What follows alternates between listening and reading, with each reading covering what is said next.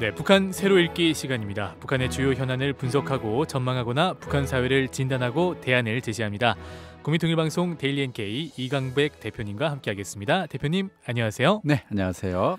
네, 설날은 잘 맞이하셨는지요? 네, 아주 잘 보냈습니다. 날씨가 조금 춥네요. 네, 설이 끝나니까 벌써 한 달이 훌쩍 지난 느낌이 드는데요. 새해를 맞이해서 데일리 NK에서 북한 주민과 인터뷰를 했다고 들었습니다. 네, 새해가 시작되자마자 지금 설 지나고 진짜 한 달이 훅 갔는데요. 네, 어쨌든 지난 한 해 굉장히 힘들었던 북한 주민, 올해는 어떤 소망을 가지고 있는지를 알아봤습니다. 네, 무역업자, 그리고 장마당 상인, 농민, 그리고 국경 경비대원을 비롯한 군인까지 조금 다채롭게 인터뷰를 네. 했는데요.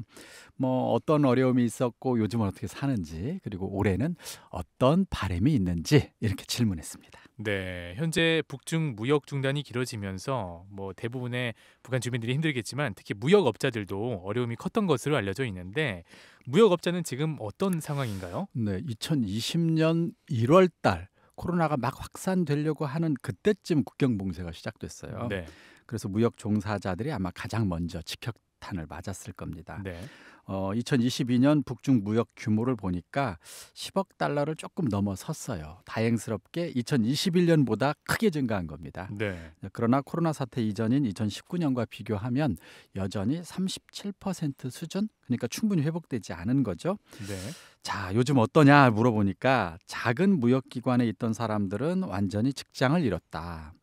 그나마 큰 무역기관으로 편제된 사람들도 실적을 못 내면 언제든 무역을 그만둬야 될 수도 있다는 두려움은 있다. 이런 답변을 했어요. 왜 그런가 네, 봤더니 최근 몇 년 사이에 북한에서 국가 유일 무역 제도라는 것을 실시하기 시작했습니다. 네, 그래서 국가의 허가를 받거나 국가 무역이 아닌 무역들은 못하게 하겠다. 쉽게 말해서 밀수 못하게 하겠다는 거죠. 네, 그러면서 무역기관 통폐합 조치를 했는데 이것 때문에 작은 무역기관에 있는 일부 상인들은 무역업자들은 지금 이제 직장을 잃고 다른 일을 알아봐야 되는 이런 상황인 듯합니다. 네. 수치로 볼 때는 좋아졌지만 여전히 상황은 어려운 것 같은데요. 지난해 국가 중심의 유일 무역 제도를 선포한 이후에 국가 유일 무역 제도가 무역의 불리한 점과 유리한 점에 대해 어떻게 생각하는지 알아봤다고요? 아무래도 무역업자 중심으로 답변할 수밖에 없는데 네, 그러다 보니까 이런 점은 좋다 지적했는데 국가 무역 계획을 국가가 알아서 다 짜기 때문에 그전에 기존에는 그냥 외화를 어떻게든 한 푼이라도 더 벌려고 막 몸부림치면서 일을 했는데 네, 지금은 이제 꼭 굳이 그럴 필요는 없답니다. 국가가 목표 세우고 계획 짜고 대신 책임도 국가가 진다는 점에서는 다소 부담이 좀 덜어졌다. 이건 좀 장점이다. 이렇게 답변을 했고요. 네, 단점은 뭐냐? 이 나라는 어쨌든 돈 벌 수 있는 방법이 북중 무역이라고 본인은 보는가 봐요. 그래서 무역에 의존해서 수입 수출하게 되면 이것이 사실 북한 경제 전반적으로 경제를 활성화하는데 굉장히 중요한 이 고리 또는 동력이라고 표현하더라고요. 네, 그런 건데 무역을 통제하다 보니까 어떤 문제가 생겼냐.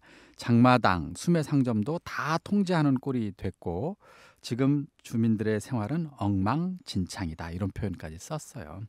대신 평양의 간부들이 가는 고급 백화점이나 외화 상점에는 상품이 넘쳐나는데 일반 장마당이라든가 수매 상점 같은 경우는 무역이 통제되다 보니까 전반적인 경제 상황도 경직되고 네, 인민들의 생활도 통제되다시피 하고 있다. 이건 큰 단점이다. 이렇게 지적하기도 네. 했습니다. 이 장점보다 단점이 훨씬 큰 것 같은데요. 네.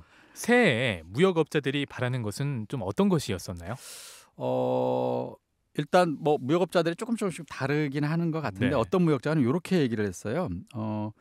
정부는 신의주 중심으로 육로가 이제 열리기를 바라는 것 같다. 그런데 자기 입장에서는 여러 지역에서 교류가 좀 활발하게 진행됐으면 좋겠다. 이렇게 주장을 하더라고요. 네, 국가에서 지정한 통로로만 무역을 하게 될 경우에는 그만큼 돈이 더 든답니다. 거기를 통해서만 무역을 해야 되니까 뇌물도 더 들고 네, 허가 받기도 어려운데 좀 다채롭게 열린다면 무역에 훨씬 좋겠다. 이런 주장을 한 무역업자들이 있었고요. 또 하나는 지금은 수입 중심이랍니다. 이 북중 무역이 대부분 수입의 비중이 높고 수출은 네. 좀 적금밖에 안 되는데 진짜 무역을 해서 큰 돈을 벌려면 수출이 좀 열려야 된다는 것이죠. 음. 그래서 올해는 수출이 열렸으면 좋겠다. 이렇게 바람을 보내왔습니다. 네. 그렇다면 장마당 상인은 요즘 형편이 좀 어떤가요?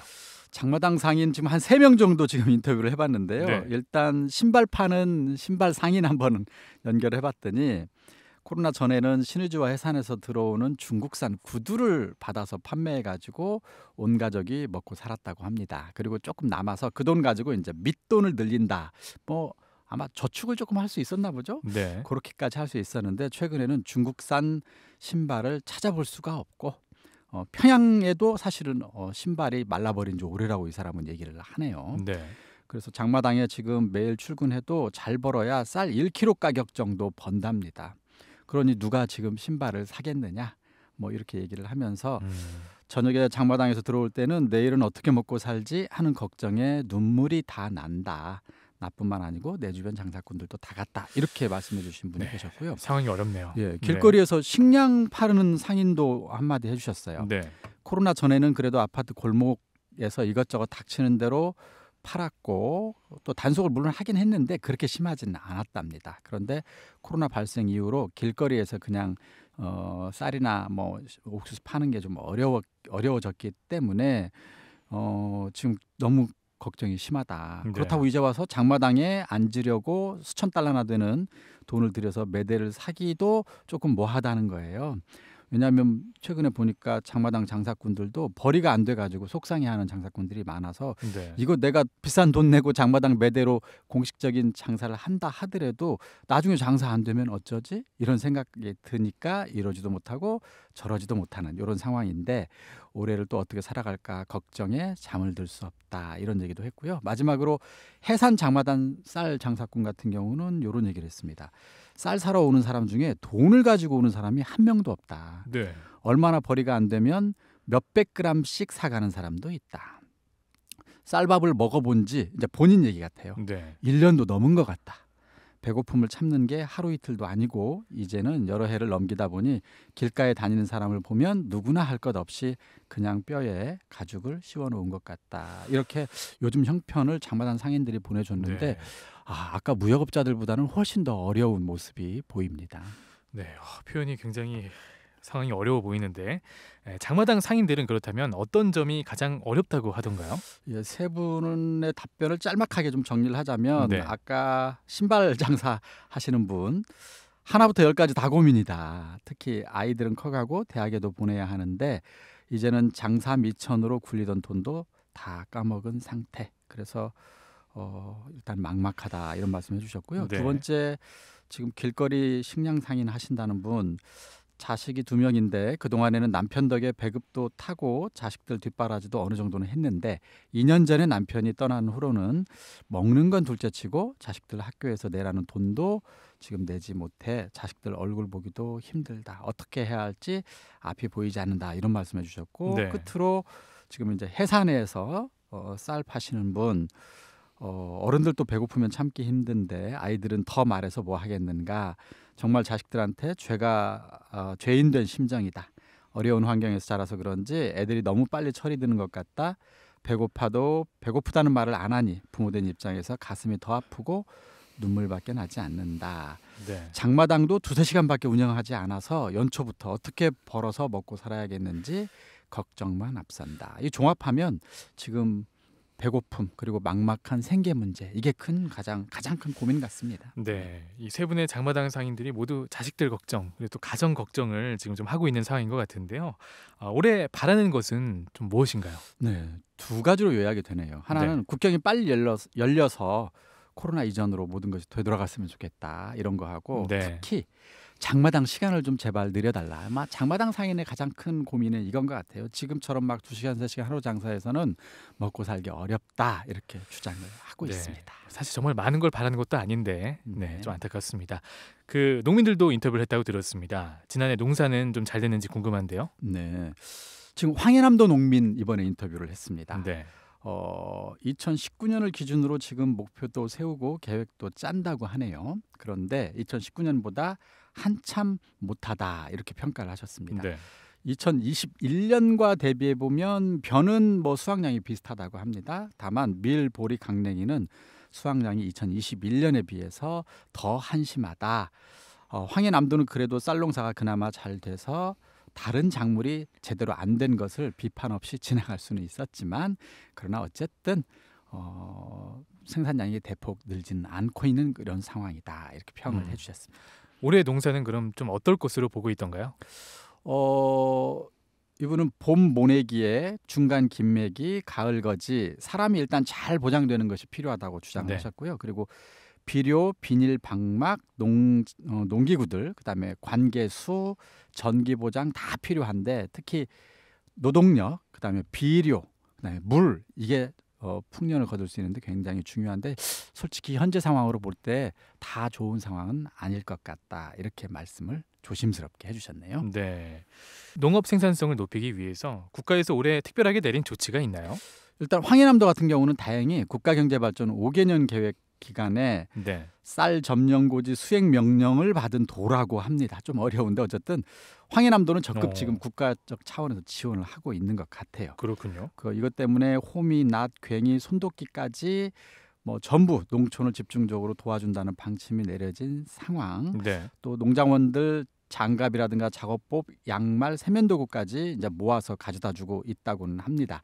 그래서 이제 다행히 지금 기대는 하고 있는데 실제 어떨지 이것은 뭐 본인도 장담하기 어렵지 않을까 이렇게 생각이 드네요. 네. 농민들이 정부에 바라는 점은 좀 없었나요? 뭘 바라느냐고 물어봤더니 5가지나 줄줄이 말씀해 주셨네요. 첫 번째, 기계화 이야기 많이 하는데 기계는 작년에 한 몇천 대 군수공업에서 생산해 가지고 지금 황해남도에 내려보냈었거든요. 네. 그런데 이 기계는 기름이 필요하잖아요. 그렇습니다. 연유 이거 자체로 지금 보장해야 될 정도로 국가에서 연유 공급은 또 따로 안 해주는 거예요. 네. 조금밖에 못 해주는 거죠. 네. 이 문제 꼭 풀어야 된다. 그러니까 한마디로 기름도 같이 달라. 동기계 주었으면 요 얘기하는 것 같고요. 네. 두 번째는 비료 없이 좋은 나달 나오지 않는다. 비료 꼭 필요합니다. 이런 얘기 해주셨고 세 번째는 날씨 예보도 조금만 더 잘해줬으면 좋겠다. 농사니까. 네 번째 외국의 선진 농법 우리가 좀 많이 배워왔으면 좋겠다. 이런 주장 해주셨고요. 네. 마지막으로 식량이 풀리려면 땅만 바라보지 말고 자체에서 모든 걸 다 생산 못할 수도 있으니 수입도 좀 했으면 좋겠다. 이렇게 정부에 대한 바람을 정리해 주셨습니다. 네. 농민들의 새해 소망은 좀 어떤 게 나왔나요? 농장원과 농장원의 자식은 영원히 농장원인 것 같아요. 현재는 네. 좀 공업 근로자나 도시로 나갈 수 있었으면 좋겠다. 이런 말씀을 어. 해주셨던 게 눈에 띄네요. 네. 그래서 도시와 농촌의 대대적인 사람 물갈이를 좀 시켜주길 바란다. 나는 지금 농장원이니까 물론 할 수 없다 치지만 네. 우리 자식 때부터라도 직업을 좀 선택할 수 있게 해주는 그런 나라가 됐으면 좋겠다. 이런 바람을 네. 새 소망으로 말씀을 해주셨네요. 네. 직업의 선택에 대한 얘기를 했던 게 좀 상당히 이화스러운데 네네. 마지막으로 이 군인들을 또 인터뷰했다고 들었습니다. 네, 이번에는 네. 조금 재밌게 군인들 가운데 국경 경비대원 군인 한 명하고요. 국경에 지금 방역 봉쇄 차원에서 나와 있는 폭풍군단 군인 이렇게 두 명을 인터뷰했는데 네. 어떻게 살고 있느냐 물어봤더니 이제 국경 경비대원과 폭풍군단 군인이 조금 달랐어요. 네. 국경 경비대원에는 국경 봉쇄 이전에도 공급 물자로 전부 생활할 수는 없었기 때문에 절반은 부대에서 자체로 웨어벌이나 밀수로 자력갱생했다고 합니다. 네. 근데 국경이 봉쇄되면서 해마다 혁띠를 더 조일 수밖에 없었다고 그래요. 작년에는 잎밥, 쌀밥을 총 6번 먹어봤고 1년에. 예, 평소에는 하루 3끼 중 2끼를 모래기 국수를 먹고 있다. 이렇게 말을 했습니다. 네. 자, 또 국경을 봉쇄하고서 밀수를 도울 수 없는 상황이 되자 주민들이 밀수 못하니까 이 국경 경비대원들도 힘들어졌다고 해요. 네. 원래 국경 경비대는 허약, 영양실조죠. 허약이 없는 부대로 소문난 그런 부대였고 간부 자식들도 그래서 국경 경비대를 선호했는데 작년에 90명 중대에 12명이 허약으로 판정이 나서 집이나 보양소로 보내지는 그런 어려운 상황이다. 이렇게 네. 말을 해주셨습니다. 그리고 폭풍군단은 뭐라고 얘기를 했느냐. 작년에는 지휘부가 수송수단이 부족하다면서 인접 국경 경비대에 붙어 살이 하라고 하면서 내놓은 자식 취급했다. 이렇게 표현을 했네요. 그전에는 아마 처음에 국경 경비대 보낸 첫 해에는 자체로 다 폭풍군단은 다 보장을 했었나 봐요. 근데 네. 이제 그게 어려워지니까 국경 경비대에 붙어 살아라 이렇게 얘기를 했다는 건데 그래서 배고픈 군인들이 작년에 강 건너 몰래 중국에 가면서 이것저것 밀수도 하고 복귀한 일도 있었다 이렇게 얘기를 하네요. 그래서 작년에 또 처음으로 도당에서 제기를 해가지고 지원비로 강냉이를 받아 보태 먹는 이런 경우도 있었다. 또 일반 하전사들하고 우리 폭풍군단은 좀 달라서 하루 급식 공급량이 일반 하전사들은 700g인데 우리는 1kg다 이렇게 많이 받는데 네. 지금 현재는 정량 공급을 못 받는 그런 상황. 그러니 우리가 밀수를 하지 않을 수 없었다. 이런 얘기도 해줬습니다. 네. 이 군인들이 새해 바라는 점이 있다면 어떤 것이었나요? 네, 일단 국경 경비대원들은 밀수하면서 국경 군민이 코로나 봉쇄 이전 같이 서로 돕고 단합하면서 화목하게 잘 살고 싶다 이렇게 얘기해 주셨고요. 네. 폭풍군단 대원은 하루라도 빨리 철수해서 부대에 복귀하고 싶다, 빨리 떠나고 싶다 이런 얘기 해주셨습니다. 네, 잘 들었습니다. 지금까지 2023년 북한 주민의 새해 소망을 들어봤습니다. 대표님 감사합니다. 네, 감사합니다.